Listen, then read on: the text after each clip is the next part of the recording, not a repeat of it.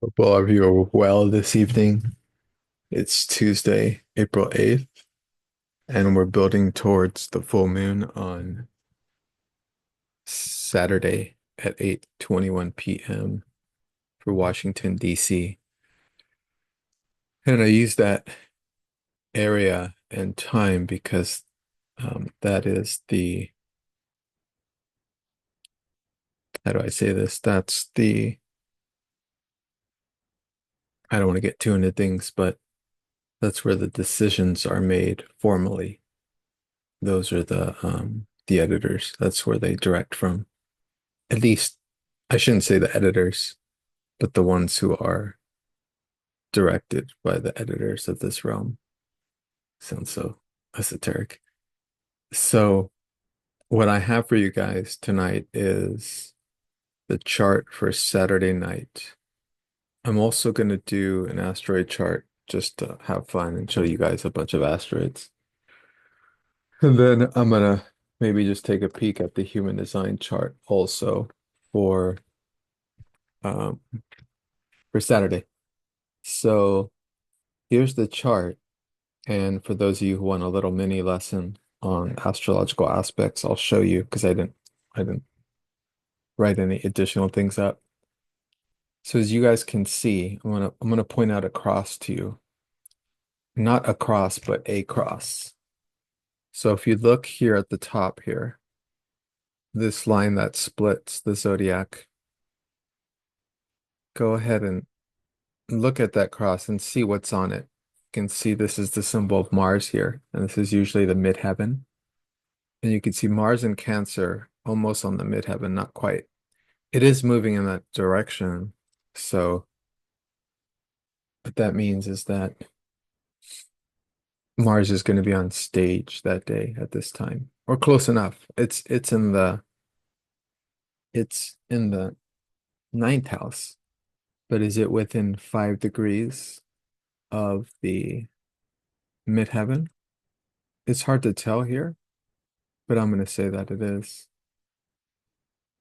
And if you look down on the other side of this cross, what do you see? You see the other malefic, Pluto, at 3 degrees Aquarius. So the Mars Pluto opposition is warming up. It won't be exact till a couple weeks or a week or so. Yeah, I shouldn't say a couple weeks. I think just not too long after, actually. And let's look at other factors, other parts of this cross. We look over here, we see the moon. Moon in 20 degrees Libra. It's not showing in this chart, but it's conjuncting Arcturus and Spica. Spica is the brightest star, and Arcturus is a star that has to do with wealth and success. So the moon is neither exalted nor in detriment in Libra, but it's not very comfortable in air signs. Things are over thought out. And it's a full moon, so it's opposite the sun. And so we find the sun here in its reciprocal sign, polarity sign, Aries, at 23 degrees. Now, the sun's a little more uncomfortable because the sun, as you can see, it's directly conjunct Chiron.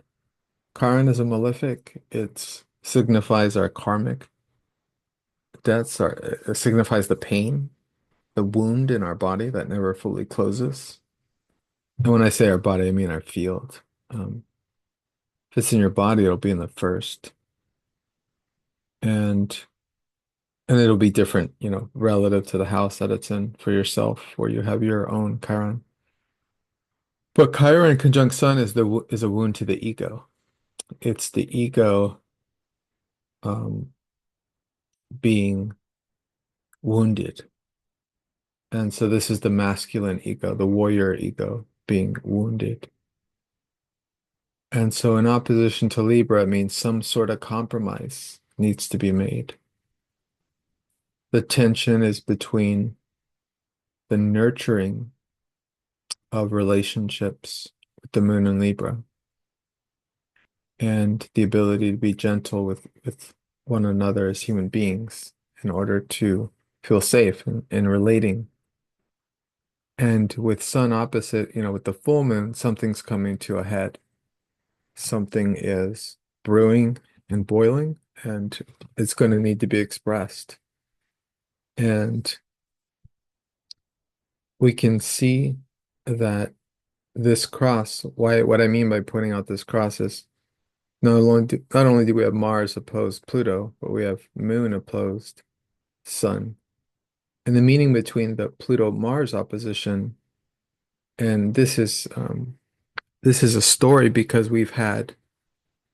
um, we had Pluto opposite Mars in January, at the beginning of January. And a bunch of war stuff broke out at the beginning of that month. It was crazy and very chaotic.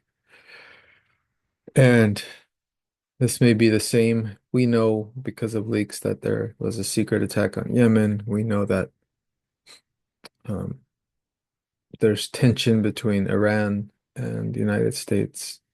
We know there continues to be tension between Ukraine and Russia.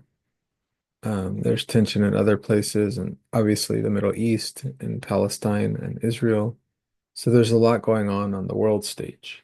And so we're looking at mundane astrology. So we're looking at tensions building up again and something going awry. And this will continue to build towards May, and the culmination of which, I should say, one stage of culmination may be once Saturn enters the Aries vanishing point at 0 degrees Aries, which would be right here. So not quite on the square, but where you see Neptune. And this is going to create its own minor grand trine and its own like geometry, which I'll go over at a different time when that's underscored and highlighted. But for now, we're looking at these two oppositions. And so this is a very tense full moon. I'm sure many of you have been feeling the financial kind of waves of crashes, the kind of ocean waves of it crashing and crashing onto the beach of our lives. And it's going to continue to do that until there's a complete transformation of the ocean of how we utilize our wealth and awareness. And presently, Trump has had the recent tariff day last Monday, and where he had the executive order for the tariffs and what it's establishing for the US in terms of boundaries. And, initially it's been looking really bad, and obvious it has immediate economic consequences and effects.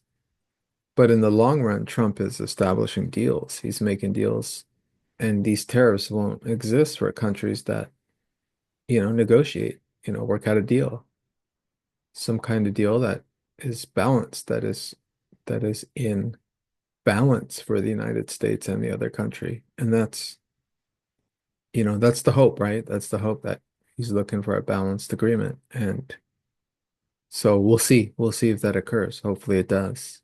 And then what'll happen is the economic pressures on the markets will release, and we'll see the markets return to a nice normal kind of pace and area. But but this is a volatile year, so we're going to see this up and down all year. And it's going to be in crypto, it's going to be in the markets, it's going to be in the dollar, it's going to be in other currencies. And there are some points at which of the year where it will be extremely volatile. It's hard to say whether it'll be up or down, but it'll be extremes. And that's going to be, I I feel like the end of May, um, when Saturn goes into the Aries vanishing point with Neptune. I feel June 10th, June 9th, 10th will be another that week. It could be sooner or later, but that third week of June when Jupiter squares the Aries vanishing point, a lot of tension, a lot of polarity is going to come up, and there's going to be sides taken, and then you'll find yourself on a side um, right before Uranus enters Gemini on July 7th.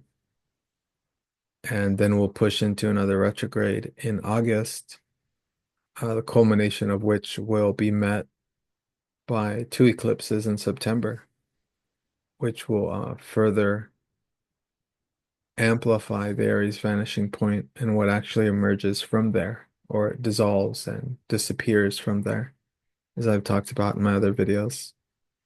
But ultimately, what we're seeing here in this chart is just a lot of tension. It's in Libra, so relationships, it's 23 degrees. It's opposing a very painful ego, so it's good for people to, not take their ego so seriously this week and say what you need to say, communicate clearly and directly, and with expressing, your needs to communicate and asking another person's needs. People really appreciate but also underestimate the value and the power of something like nonviolent communication, MVC. Because really, MVC is just the practice of learning how to acknowledge another person's needs, your own as well as the other person. And so you just get to a point where you're used to, where it's common practice to ask someone what their needs are and that you ask for your needs. And, the most important need that a human being has is to express their emotions, express how they feel. And, the irony with human beings is they don't want that shit to be resolved intellectually or with a plan, not yet. They want their emotions to be sat with, or expressed or heard or felt. And then if there's something that could be worked out strategically or mentally, then that could be later. And both parties are ready for it. And so we're going to see a lot of tension, conflict building up on the world stage. This particular square is really affecting Trump's chart. So hopefully he might get into a fight, with someone. He might, tensions might go up, but hopefully it's nothing more than that. Um, Hopefully he's not traveling anywhere, or if he is, he's staying safe. And because the last time tensions heated up for his chart like this was last year, and we know what occurred. And so let me see if there's anything else I can add to this.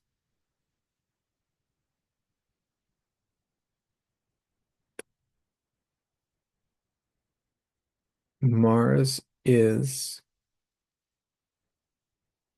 in trine to all those planets still hanging out in Pisces. Now, Venus is going direct this day or a little before the full moon. And Venus has been in retrograde this whole month. So relationships have been going through it, either to establish new boundaries or to completely end and dissolve. And as you see all these planets here in Pisces just lingering. I mean, it's time they move on, and Venus is going to move on. Then North Node will be there for another year and a half. Saturn will get out of there in the end of May, and Mercury will go direct a little after this full moon, I think on the 16th. Once Mercury goes into Aries, things will be a little clearer. We're still kind of bound by confusion, a lot of confusion with all these planets in Pisces, a lot of just lack of clarity and just delusion. Just no one knows what's going on, really. I mean, these tariffs, hopefully they work, but no one really knows what's happening. There's no clarity. Deals are being made, behind closed doors. We don't get to see that, there's things going on, and hopefully they'll have good results for us. But, we are going to have to go through some mystification, we're kind of in the dark, and that's how it'll be for a little while. And so I'm going to go to another chart. Let's see, which chart should I go to? I wanted to show you guys the asteroid charts that I can do. There's different ways to get asteroid charts. Oh, this is the wrong one. I just did this one. So I'm going to show you. This is a this is the asteroid chart for the full moon. I just did it to show a bunch of asteroids and to look and see if there's any asteroids I'm missing.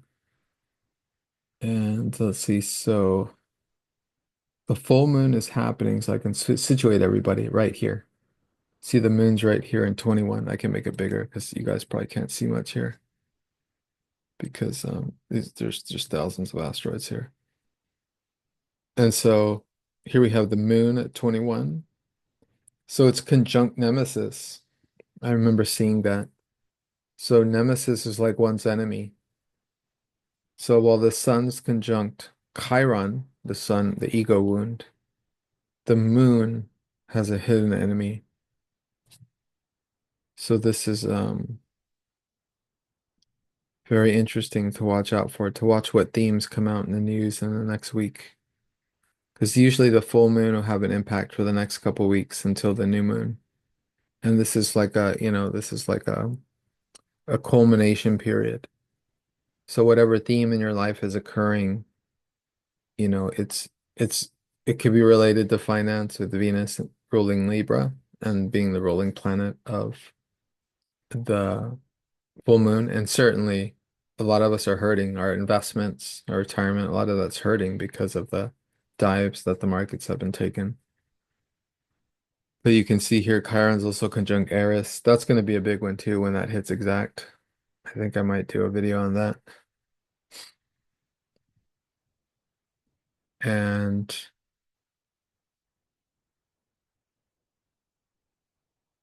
I think that's it. I'm trying to look to see if there's anything else. Let's see if Pluto and Mars have any close themes related to them. So that's going to be the other part of the cross. So we'll go to Aquarius, which is right here. You could see Pluto right here, conjunct Hylon, Hylonomy. I don't know that particular asteroid. And it's also conjunct Aron, and Urania. But yeah, 1 degree to Urania. I'll have to look up that one. I don't know. And then Mars is over here still in Cancer, but moving forward into Leo. And it's conjunct Echeclus and Minerva and Ascalaphus. I don't know the meaning of those asteroids, but maybe I'll look them up. So that's interesting. Minerva's a mythological figure related to the sea. And so it could be some kind of feminine expression with Mars. Nothing else, so I'll stop with this chart and then I'll give you guys a peek at the human design chart. Me and Dorothy were going to do the Marduk's Musing today, but some things came up, so I will add this video, or hopefully we can do it a day soon. Okay, so for the human design chart, I'm going to share this right here.